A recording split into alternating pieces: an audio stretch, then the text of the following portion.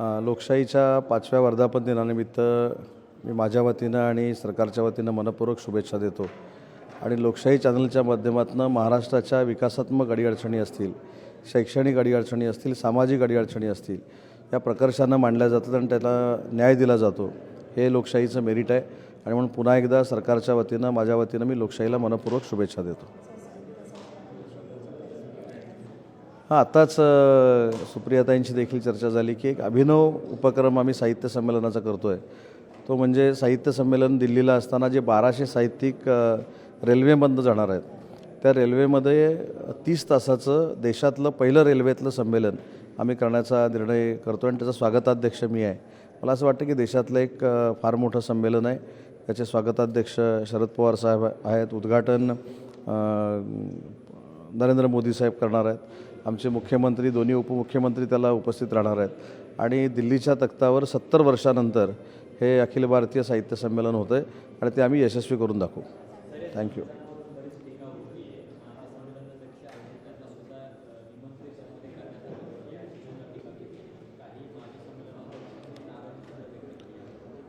नाही, मला असं वाटतं की या सगळ्या वादामध्ये मला अजिबात पडायचं नाही, कारण आपल्याला माहिती आहे की संमेलनं ही वादाशिवाय होतच नाहीत आणि त्या वादामध्ये शासनाला अजिबात पडायचं नाही. त्याच्यामुळे मला असं वाटतं की मराठी भाषेचा मी मंत्री आहे. आम्ही या साहित्य संमेलनासाठी 2 कोटी रुपये मंजूर केलेले होते. आम्ही खास बाब म्हणून अजून 2 कोटी रुपये देण्याचा निर्णय घेतला आहे, कारण शेवटी हे दिल्लीमध्ये संमेलन होतं आहे आणि दिल्लीमध्ये आपले 2000 साहित्यिक तिथं जात आहेत. त्यांची सोय अतिशय चांगल्या पद्धतीनं करणं ही महाराष्ट्र सरकार म्हणून आमची जबाबदारी आहे.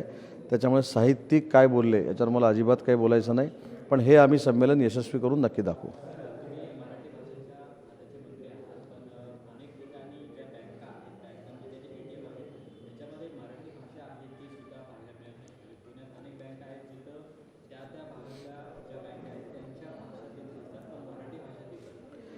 नाही, ह्या सगळ्या तक्रारी खरं तर अगदी हॉटस्टारमध्ये सुद्धा आपली मराठीतनं कॉमेंट्री होत नव्हती. आता आपण त्यांना सांगितलेली आहे, ते इंडियाच्या मॅचेस काहीतरी करतायत. पण या संदर्भात मला 1-1.5 महिनाच झालेला आहे मराठी भाषेचा मंत्री होऊन. पुढच्या 6 महिन्यामध्ये हे सगळे बदल तुम्हाला जाणवतील आणि मराठी भाषेवर अन्याय करण्याची जर प्रवृत्ती वाढत असेल आणि असं कोण करणार असेल तर आम्ही ठेचून काढू. हा आमचा 100% अजेंडा आहे.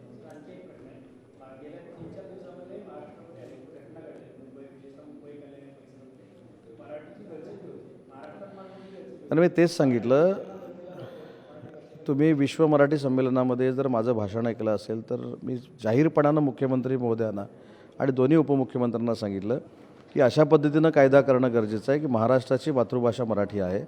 आपण अनेक जाती धर्माचे लोक महाराष्ट्रामध्ये राहतो, त्यांचा आदर आहे, त्यांच्या भाषांचा देखील आदर आहे. पण याचा अर्थ माझ्या मातृभाषेचा, मराठी भाषेचा अनादर जर कोण करत असेल तर ही प्रवृत्ती 100% ठेचून काढली पाहिजे आणि 6 महिन्यानंतर तुम्ही मला सांगाल की ह्याच्यामध्ये काहीतरी फरक पडला. नक्की इशारा आहे.